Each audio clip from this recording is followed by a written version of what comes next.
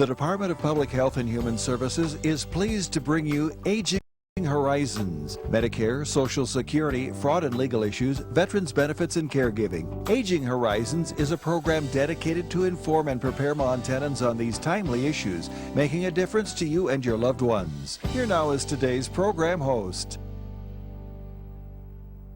Hi folks. Today on Aging Horizons, I think we have a pretty interesting and maybe even a little creepy show planned for you. We're going to be talking about medicine, early medicine in Montana, as well as epidemics. We have with us a very special guest, Ellen Baumler from the Montana Historical Society, who's going to help us understand some of this. So today, stay tuned. You mean I can get help paying my prescription drug premiums? Let me get this straight. I could be eligible for help with my family's prescription premiums even though I own my own home? And our assets won't be counted. If you're a Montana resident enrolled in the Medicare prescription drug program, you could be eligible for help paying your premiums. Call or visit the Big Sky RX website today to find out, even if you think you're over income. What do you know about that? I'm eligible. Every generation produces heroes, men and women who step forward to defend our country in time of need, no matter the personal cost to themselves. And though we can never fully repay them, we can make sure they have access to low-cost, long-term care when they need it. That's what Montana's Veterans Homes are all about. If you've got a hero in need in your family, call us. We can help. Here in Montana, we love our outdoor activities. Unfortunately, few of them are risk-free. Indeed, Montana is second in the nation per capita in head injuries that can destroy the lives of people we love. That's why you should insist your family always wear protective helmets. But you can do even more. When you fill out your vehicle registration this year, circle the Y and donate $1 to support traumatic brain injury prevention and education. That's using the old noggin. The face of the American workforce is changing. People are healthier, living longer, and living better. Baby boomers are a valuable resource for the workplace of today and tomorrow. They're still active and eager to help. Experience, dedication, wisdom, these are just some of the significant assets older workers bring to the job. Age is an asset. Experience, a benefit. Hi folks. Welcome to Aging Horizons, brought to you by the Department of Public Health and Human Services. I'm Kimmy Everman, your host, and I think we're going to have a real fun show for you today. And as I said, maybe even a little creepy, and here's why. We're going to be talking about early medicine in Montana and some of the early epidemics and things that went on at that time. And you may know that some of those early medical instruments can be a little scary and intimidating. We have a really special guest with us today to help us sort of lose our fear of those instruments. Ellen Baumler from the Montana Historical Society, one of our favorites. Oh, well, thank you so much. Welcome back, Thank you for Ellen. having me again. Well, Ellen, let's start out with just sort of the basic. Who were really the first medically trained men to be in Montana? Right. And about what time were they here? Right. Well, I think that probably when Lewis and Clark came through in 1805, 1806, Lewis was probably the first professionally trained medical person. He wasn't a doctor, but he had taken a very quick intensive crash course in medicine from the foremost practicing physician of the time, Dr. Benjamin Rush. And Dr. Rush taught him everything he thought he would need to know. Oh, for the trip. For the trip, yeah, so that he could in turn instruct Clark, and the two of them then could take care of the men and whatever situations they might meet, you know, on this very long expedition. Right. And so I think probably when Lewis came through, he was probably the first one. In his arsenal, and I think this is always so interesting, Dr. Rush was famous for his mercury pills. Oh, and they were no. they were called thunderclappers, and very explosive purgatives, you know, to put it delicately. Yeah. And so we know for sure that the men were dosing themselves, or perhaps Lewis and Clark were dosing them with mercury for every ill that they experienced, because they believed back then that when you felt illness coming on, you needed to purge it from your body. Certainly. And so what they would do is, take these mercury pills. Well, that turned out to be very fortuitous for archaeologists today, because when they went to try to discover the actual site of Travelers' Rest, we know from the journals that the men were, some of the men were very, very sick from these thunderclappers. And when they went to try to determine the exact camping place of Travelers' Rest, they did testing of the soil, and they found in one particular place there was very, very high mercury content, which is something that doesn't dissipate in the soil. And so they knew for sure that that was the latrine. Right. And so by finding that, they actually then found the campsite and the campfire, and that is the only documented campsite of Lewis and Clark in Montana. Right. So it's very, very, very important landmark. Right. And so, all because of Dr. Rush's thunderclappers. But the other thing that I think is very interesting is that the smallpox vaccination was introduced in 1798. Lewis and Clark were not inoculated, but they carried the vaccine with them. Oh. And they were instructed on how to inoculate Native American populations. Native Americans had been exposed to all kinds of European diseases. Sure. To measles and, smallpox and other things too. And it's very, very devastating to a population when it's never been exposed to that kind of thing before. So it's very devastating to Native populations in Montana. And so it could have changed the course of history. And we'll go into the smallpox epidemics here in a moment. But think about how that could have changed had Lewis and Clark been able to inoculate them. Unfortunately, the vaccine went bad. Oh, no. Somehow it was no good, and I don't know how they knew that it was no good, but they couldn't use it. So I think that's very interesting. And Lewis and Clark, did then make a medical impact here because of what they left behind, I guess. Well, yeah.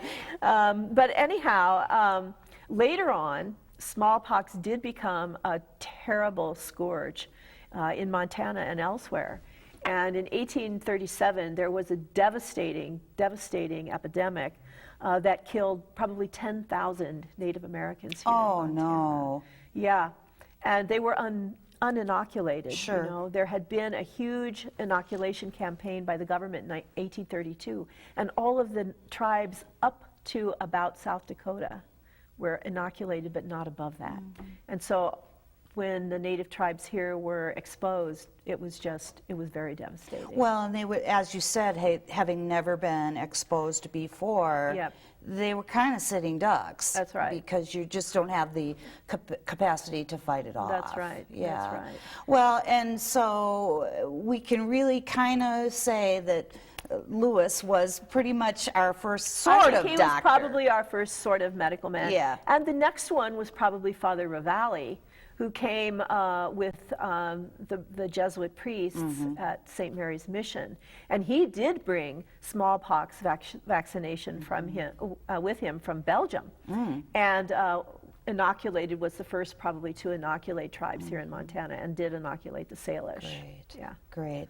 Well, folks, we have a lot more to tell you on this show, and this is part one of our series. We will have a second part coming up, so be sure you watch for that. We also want to just take a moment to let you know that we're on YouTube these days, and you can just dial up YouTube or however you get there on your internet connection and watch any of the shows that you miss for Aging Horizons. We have a whole lot more, as I said, to talk about. We're going to see some of those creepy medical instruments, and I think you're going to really enjoy it, so don't go anywhere.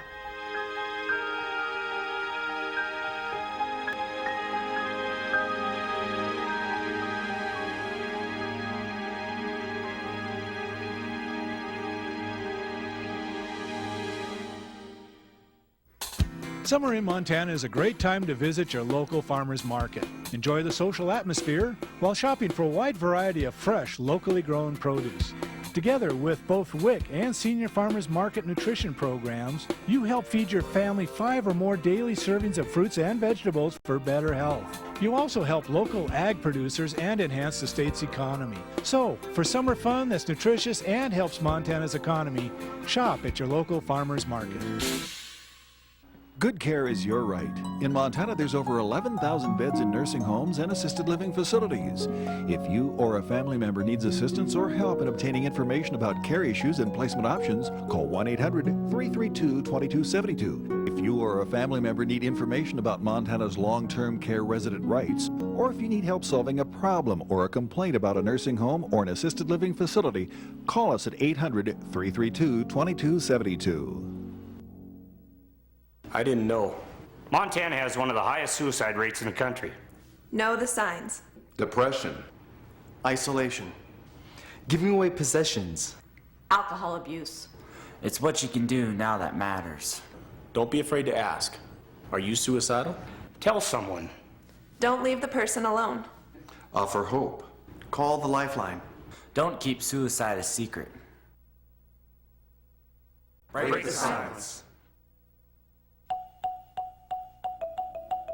Click.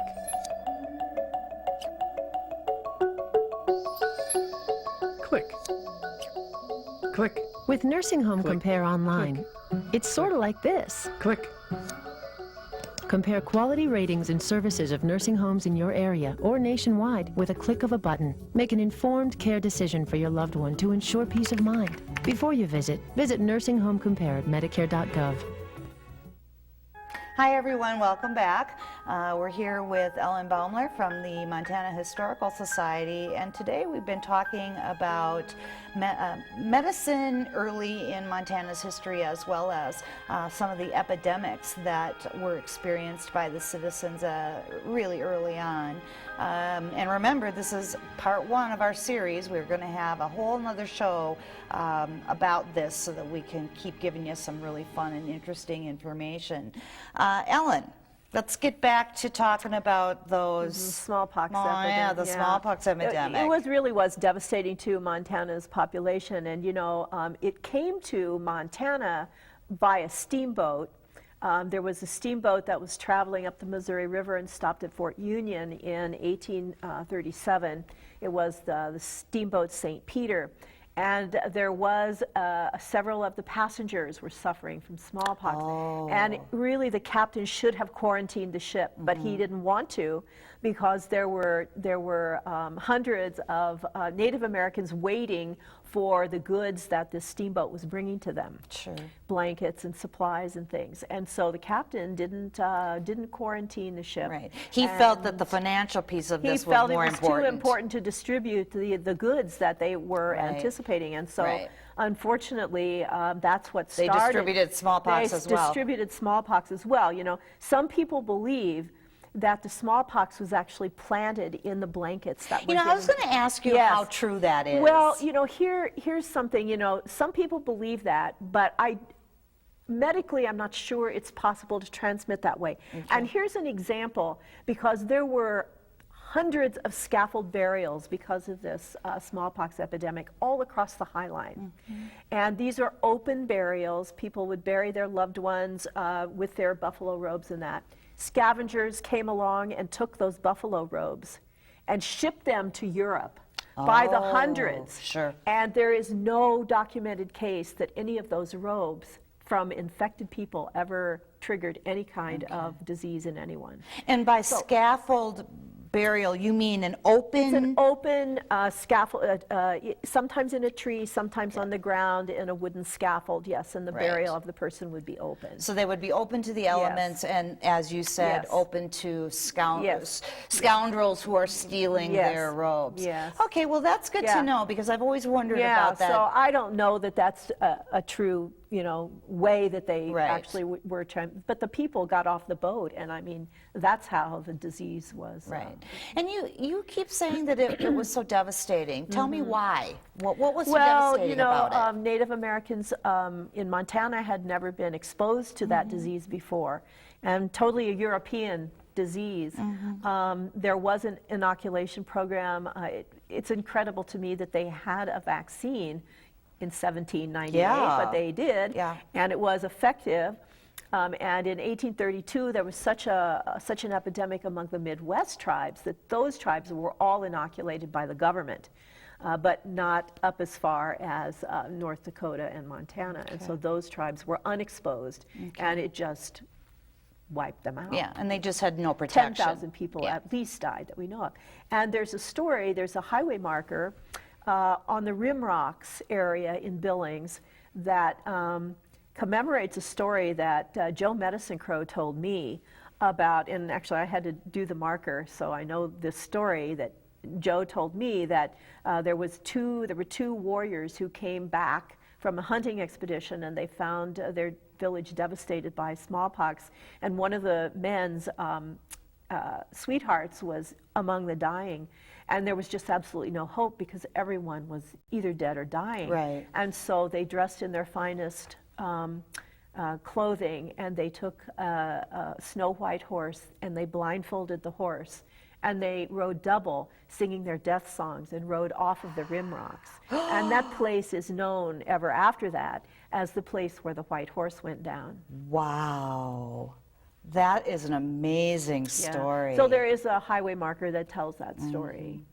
Well, now, Ellen, we just have 2 minutes left in this segment, and I wanted to get started talking about some of the epidemics that came up in mining camps, because we know that that was a huge impact as well. Yeah, miners were never very careful about their water source. All they cared about was panning for gold. Right. And they did all kinds of things in the water. Right. And very quickly, the water became contaminated, and cholera and typhoid were the huge specters, along with fire, in the mining camps.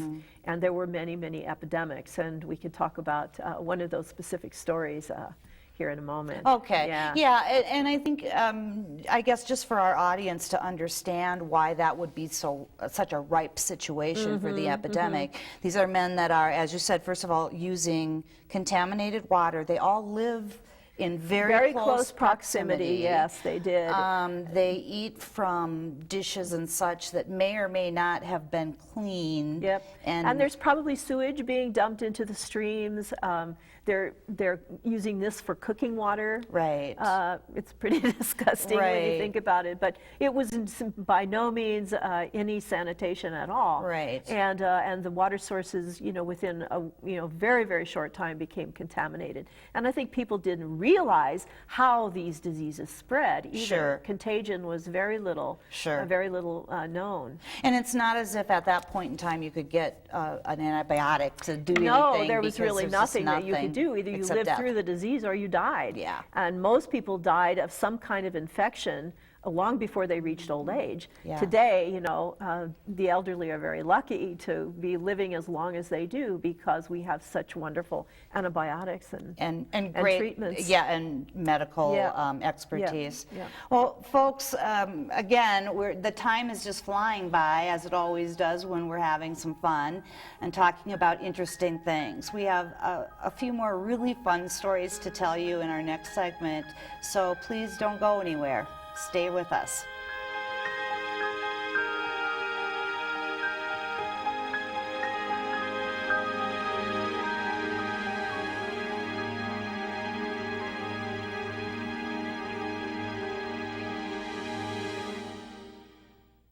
I had a pain in my neck and jaw. I was just short of breath. I was just so nauseous. I had a tremendous pressure in my chest. My heart felt like it was going to burst. I didn't know it, but I was having a heart attack. A heart attack. I could have died. Know these warning signs and call 911 immediately. Symptoms of heart attack in women are often not recognized. New medications and treatments can prevent disability and save your life. Montana is a very rural state with very small communities, and I think it's very important that we get it out in those smaller communities that, yes, our older adults are having falls. It's very important to prevent these falls, and now we have a program, Stepping On, that can help them with that and teach them to have a better quality of life, live longer independently by themselves or with their spouses. We can use the Stepping On program to help prevent those falls and to make people's quality of life better. Questions about Medicare and other types of insurance? Contact the State Health Insurance Assistance Program office to get answers to questions like, what is the difference between Medicare and Medicaid? And how do you decide if you need Medicare supplemental insurance? This insurance counseling program is not a sales program. It is available to provide answers to your insurance questions. For more information, call the State Health Insurance Assistance Program office at 1-800-332-2272. If the Aging Network in Montana was a restaurant, the sign out front would say, over 50 million meals served over the last 30 years. Since adequate nutrition is critical to health and quality of life, nutrition services are an important factor in keeping older Montanans healthy, independent, and living in their community and home. To find out more about senior nutrition programs in your area, call 1-800-551-3191. Hi folks, welcome back. It's our last segment of today's Aging Horizons, where we've been discussing early Montana medicine and epidemics with our really special guest, Ellen Baumler from the Montana Historical Society.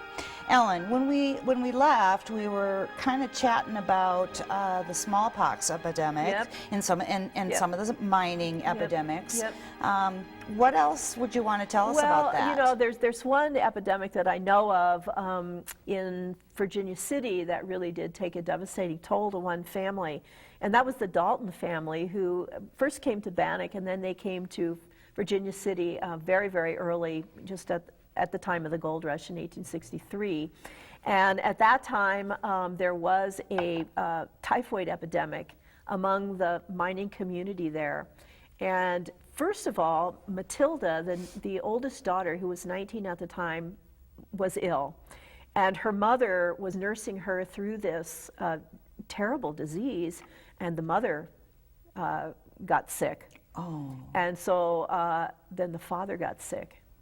Matilda recovered, but both her parents died, and they left 4 children. Matilda was the oldest. And that probably happened frequently. And it happened, you know, it did. It happened very frequently, and you just had to go on. You know, people just had to go on.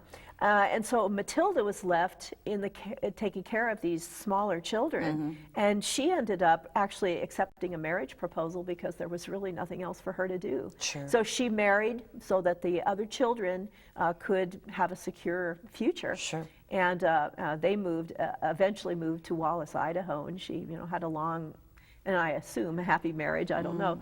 But many, many years later, the grandchildren came back to Virginia City and marked the graves of the grandparents, which had never been marked before. And that was in the 1920s. Right. So today, if you go up to Boot Hill, it's one of the few, they are the only other people besides the road agents that are still buried at Boot Hill. Wow. Because others, family members, moved them to the other cemetery. Sure. But the Daltons had no one left. So. And you had also mentioned to me before we started about a steamboat epidemic that you knew about. Yes, Sally Davidson, who was 10 when she was 8 when they came to Montana. She tells about how her mother and her 3 siblings were waiting for word from their father to let them know when the mining claim had been established, and then they were all going to come up to Montana. This was 1865, and lots of families were coming up to Montana at that time, and they were waiting at Liberty Landing for word that they should buy their passage and come to Montana on the steamboat. And so they received word from the father that he had established this claim. Before they could get on board the ship, though, the youngest child died. We don't know what he died of, but he was buried under a tree on the banks of the Missouri River. And so the other children, 3 children and the mom, got on board the steamboat. They had been traveling only a couple of days when measles broke out among the children. Oh dear. There were lots of children on this particular steamboat. The steamboat St. John was the name of it. And all 3 of the Davenport children were very, very ill. When they docked at Fort Benton, Mr. Davenport was there to meet the steamboat, and Sally was the only of the 3 that had recovered. And so she came up to greet him and told him what had happened to the baby that they had left behind, and that, you know, her other 2, her brother and sister, were very, very ill. So he goes down into the hold of the boat where they had a little stateroom pulls a chair up next to Willie's bed, and Willie closed his eyes for the last time. Oh, dear. And so they paid the steamboat captain to pack his body in charcoal and take him back and bury him under this tree where the other little sibling had been buried. Anna was the remaining child, still ill, and she was very, very ill. And they packed her in a bed in the ox team wagon and brought her to Helena. They moved into this cabin, and Sally talks about how it was just such an uncomfortable place to live because it rained that summer a lot, and they had a sod roof, and the sod soaked up water like a sponge, and the water would run down the sides. And I bet the smell was terrible. They terrible. had a dirt floor, and you know, it was just really pretty miserable. And Anna was very, very ill that whole summer. Doctor finally arrived in the mining camp and took a look at her and said, you know, she's just not going to make it. And so she died in September. And Sally, who at once, when they started out, had 3 siblings, was now an only child. Wow. And, you know, that is a common thing. Right. It, and her whole life changed. Her whole life changed. In a blink of an eye like that. Absolutely, yes. Now, Ellen, we've got just 2 short minutes left to pack in some really interesting information. But I wanted you to just talk a little bit about Rocky Mountain spotted fever and what kind of impact that had. Right, that had a big impact on Montana, particularly in the Bitterroot Valley, because it was a very virulent strain there, and almost every case was fatal. They had known about it since about 1873. They called it black measles because of the way it manifested in this very blue-black rash. And most, I think, 2 out of 3 people would die, you know, that would get it.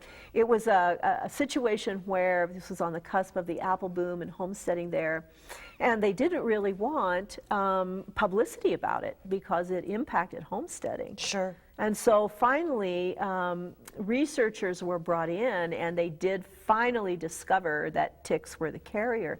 Before that, they thought it was melted snow or sawdust from Marcus Daly's mills, or wind blowing across decayed leaves in the spring. You know, all kinds of odd ideas they had. And yet, once again, Montana was at the forefront of figuring it out. Montana was at the forefront and did make that discovery. And the vaccine was discovered, and the Rocky Mountain Laboratory in Hamilton in 1927 was built there with rounded corners so they could raise ticks and find them if they escaped, so that they could manufacture the vaccine. Yes. Ellen, that's awesome, and thank you so much for being here with us today. It's been such a fun show. Folks, don't forget, there's a part 2, and we really want you to follow up, so join us in just a couple of weeks.